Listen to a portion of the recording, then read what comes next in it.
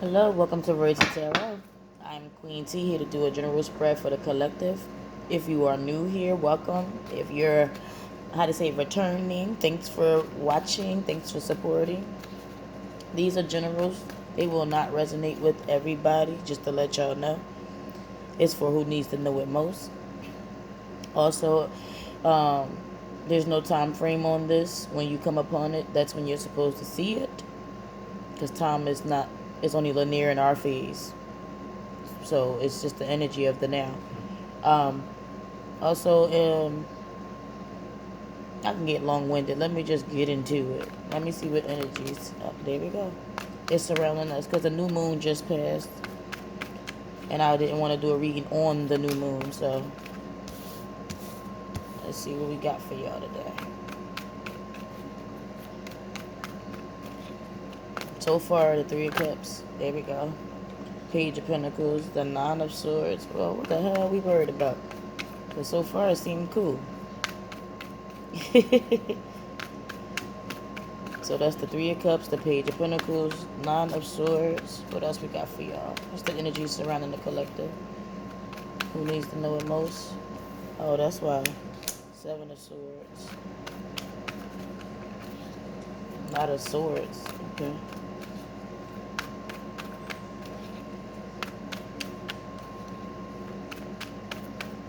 Two more, please.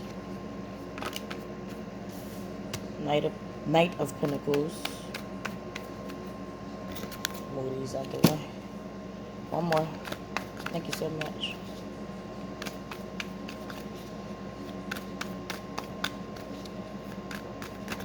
There we go. It flew out. There we go.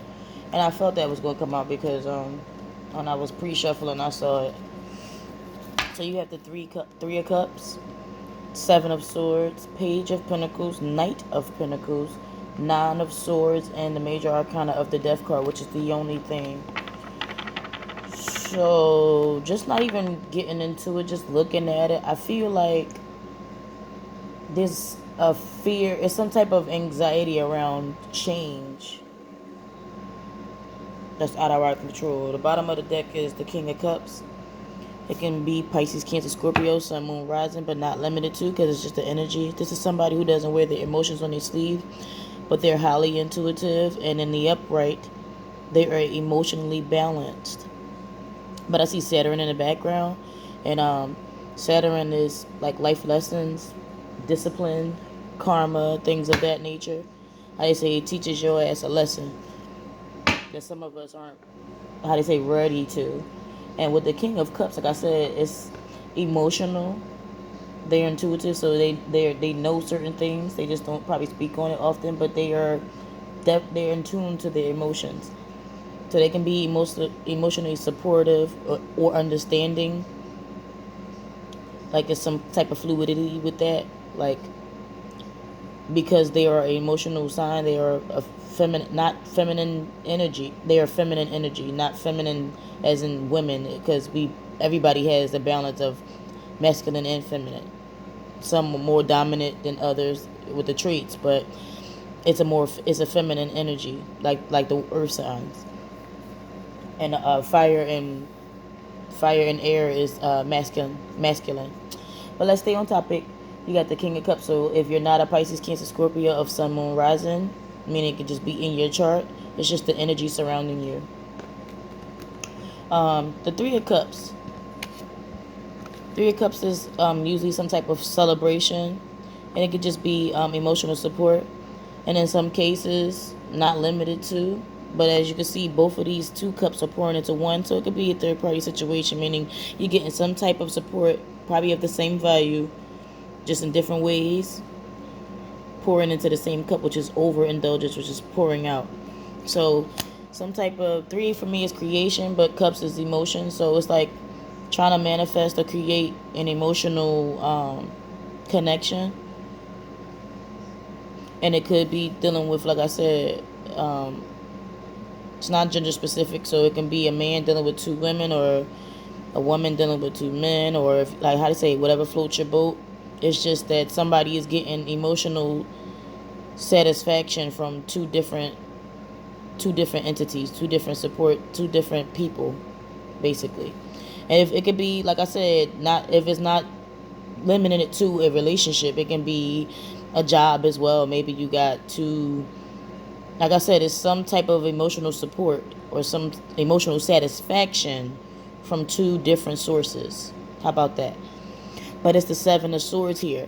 So somebody here is, how they say, receiving, but they ain't too much giving out much, because Seven of Swords for me is like saboteur energy, where somebody is being like sneaky, is an energy of like being mentally conflicted and not being indecisive because of the two swords here.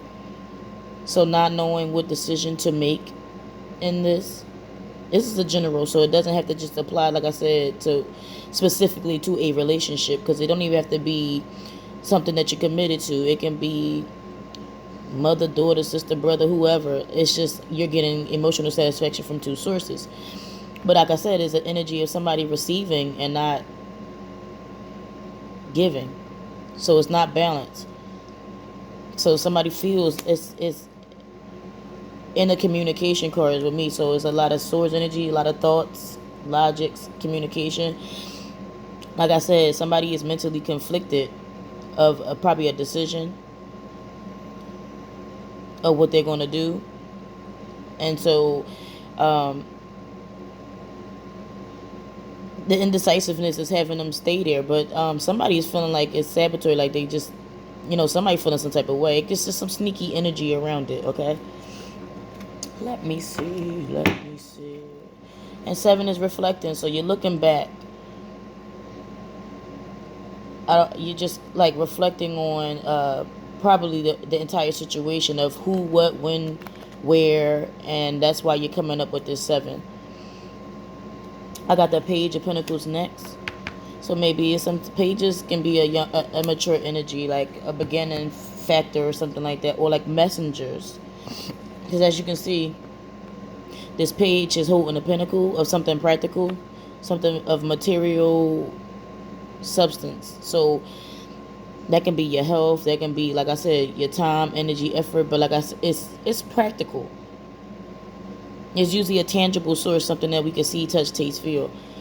But he's focused on his peacock. And for me, a peacock, everybody knows the peacock is a male who has the beautiful feathers. But it's kind of like the glitzy, the ooh, look at me, the glamour, the material thing. So maybe somebody's looking at an outer appearance and not at the other things that will bring the stability, the practicality in a relationship of some type of sort.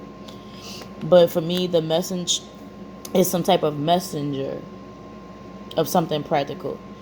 And because it's next to this 3 of Cups, I feel like in this, whoever is receiving from two different sources in an emotional standpoint is probably not looking at something they can grow, nurture, something that can become something more than what it is. Maybe they just looking at the material facets of it, or like I said, the outer appearance, the outer shell.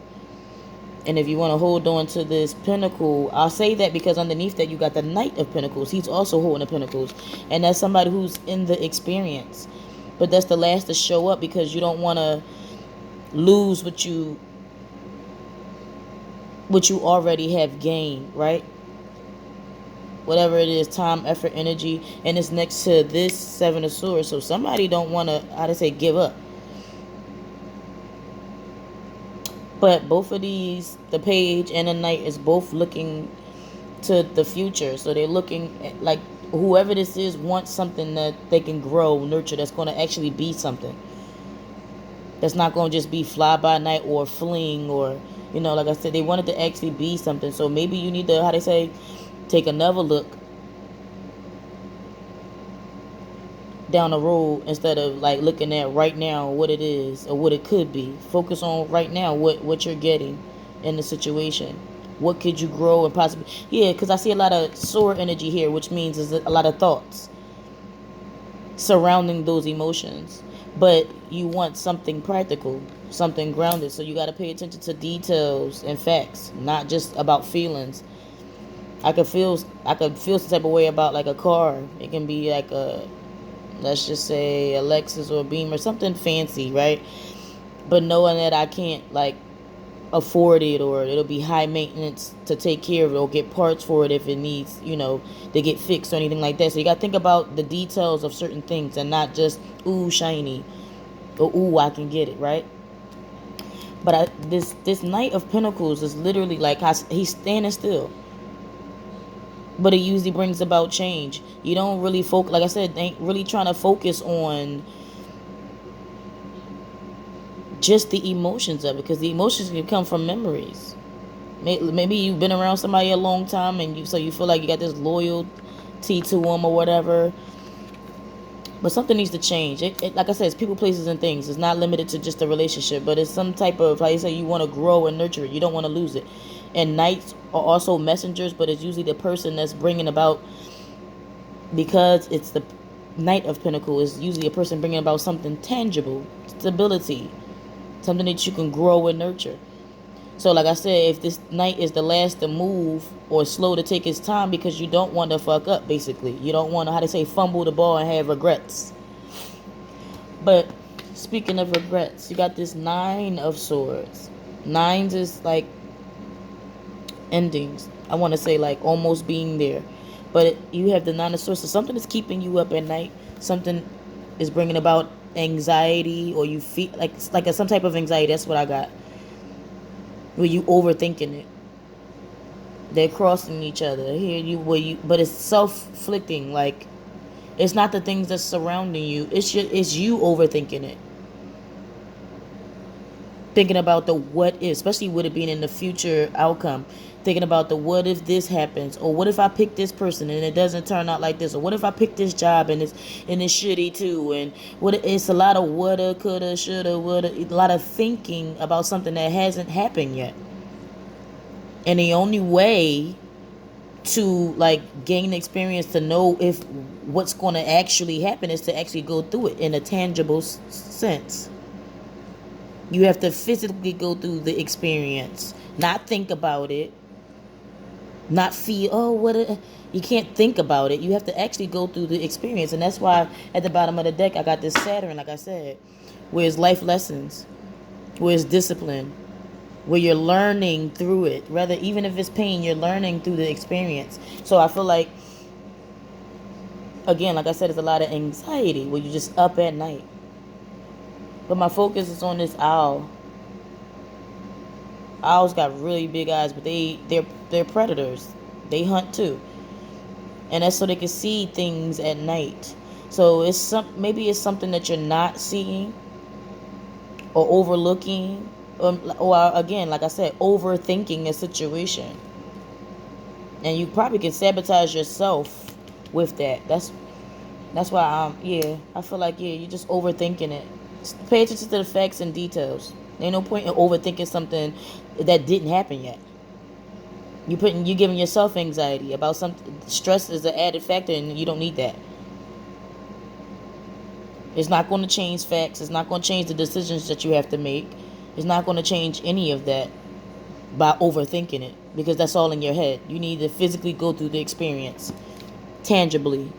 How they say, walk through it, one foot in front of the other. And the outcome card is the death. And it doesn't mean like death, like, oh, somebody's dying. Death is transformation. Like, think of a butterfly in a cocoon. I seen a post earlier today where it says you don't just turn into a butterfly. The caterpillar turns literally into mush. Mush. So you learn through your experience, and then you learn through your pain. So anything that brought about pain, or if it's difficult to make, that's how you're learning. That's how you grow. It don't just go into the cocoon and say ta-da with wings. No, it goes through a traumatizing experience before it comes a butterfly. So it's like a rebirth. And with this card, with it having purple here, you need to have that courage. And it's blue, this communication. It's like the Dark Night of the Soul. Yeah, I see a horse here. So it's like you need to go through the experience to grow and learn. Your wisdom is gained through your experience. is not gained through somebody else teaching you anything. You could read a book front and back about airplanes, about how to fly them and everything else. But unless you are sitting in that fucking pilot seat, hands on the steering wheel, doing what you need to do, how they say, getting the experience, you'll never learn. You'll just, how they say, you'll just know how to read the book, but you will never get the experience unless you're hands on. And that's what I'm getting with this transformation card, this death card. There's a change that will happen that, how they say, you can't unlearn what you know, what you learn. Once you know it, you know it. So once you go through this change, you can't go back. That's like saying, oh, 12th grade was fun, let me do it all over again. No, you graduate and you move forward. On to better endeavors, on to a different experience, on to a new chapter in life. And that's what I'm getting from this death card. Okay?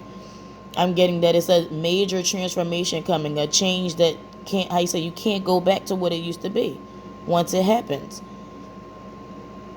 But it's like evolution, it's like evolving where you grow and you learn through your experience. Let me see what advice we can give. Maybe you were being emotionally supported through your family, and now you're, you know, how they say, you're leaving home now, got to do it on your own. Maybe you was in an old relationship where you were comfortable. It could be any facet of life, but it's a source where you're getting emotional support from two different sources. Like I said, and it's almost like sabotage. That's what I got. And the change came in, the message came in for you to make this change, and it's scaring you. What advice can we give with this reading? Be true to you. Join in. Is there any more advice? Okay. Dietary change and religion and spirituality. Any more advice? Is that it? That one was flying towards me. There we go, leaving. I think that's all I'm going to pick out for this reading, because it'll be a half an hour messing around with me. But first and foremost, dietary change. Like I told you, there's many facets to this reading. It doesn't have to just be about a relationship. You can be getting emotional satisfaction from food. And how they say, facts is, it's putting weight on you or is changing your health or anything else. So some of us need to detox. All right? Have that strength. Now nobody's telling you become a vegan, even though I think that's the safest thing. But nobody's saying become a vegan. There's other things that you can do to change your diet. You can just like cut out red meat or something, or cut out fried food. Just anything. What works for you, you need to work on. This card is a signal that you need to improve the quality of foods and beverages that you eat and drink, okay? You're being guided to make a positive change in your diet. You'll receive the rewards for doing so. So better health, more energy, things of that nature. But you need to be motivated to do so, okay? And additional meanings just means detoxification, veganism, vegetarianism, eliminating allergens from your diet. That could be a lot of things, because you don't know what they're putting in your food. If you ain't cooking it, you don't know what's in it. And a change in your healthcare practitioner or a second opinion.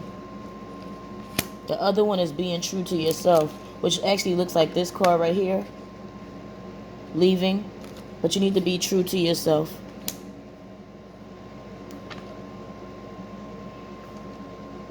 You drew this card because you're struggling with an inner conflict. Like I said, remember I said there's two sources that you're getting from. And it's some sabotage energy. So, and it's keeping you up at night, like I said. Yeah, but you're struggling with an inner conflict.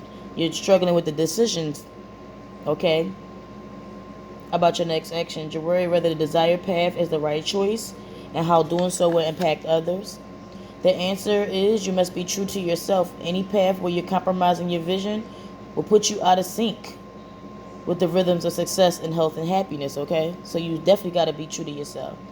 You'll never do anything to harm anybody else, but you can't wreck yourself either by doing that. You can't ignore your own needs. All right? So just be assertive, speak your truth, stand up for yourself and your beliefs, accept and enjoy your unique qualities, be creative and free-spirited, and don't be swayed by outside pressures, because if it's not for you, it's not for you. And then joining in. Find like-minded friends, okay? Find like-minded friends who have some of the same interests as you. They don't have to be exactly the same. but you want to make sure that they have the same interests so that you can network with them, right? Or get ideas or exchange ideas. And you'll be sociable. Be sociable. Get your ass out there. You don't have to be online. Be in person doing this, okay? Do charity work, join a spiritual or religious group aligned with your beliefs, or commit to a relationship. And all relationships aren't like sexual. It could just be a partnership, a friendship, or it could be anything, a job relationship. You need to get out there and network. You need to get out there and do something different. But commit. How they say, pick. You got leaving. And this card confirmed, because I see pink right here. That's rose quartz, self-love. And balancing your mind with your energy, with that yin and yang, that black and white.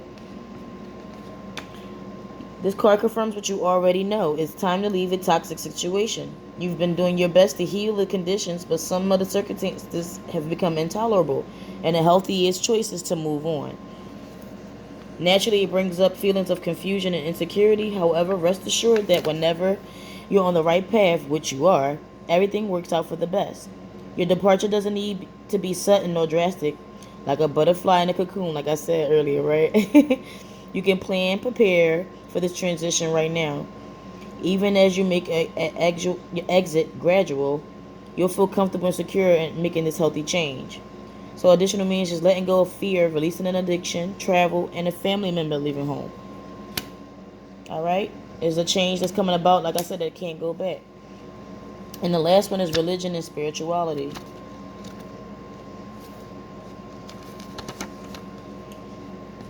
More pink, more blue. More self-love, more communication. Your spiritual life is shifting because you're now in touch with your honest beliefs. What worked for you in the past doesn't ring true for you now. This may cause confusion within your family or within yourself. That's saboteur energy, right? The Seven of Swords, the Nine of Wands, where you overthinking it. Nine of Swords. If you're leaving a religious tradition, your loved ones may worry about your spiritual safety as you venture into areas that they do not understand, because you do. Spirit speaks to you. It's not up to you to win your family's approval for your beliefs or choices. However, if you're following a spiritual teacher, do use discernment, meaning what rings true for you. Okay?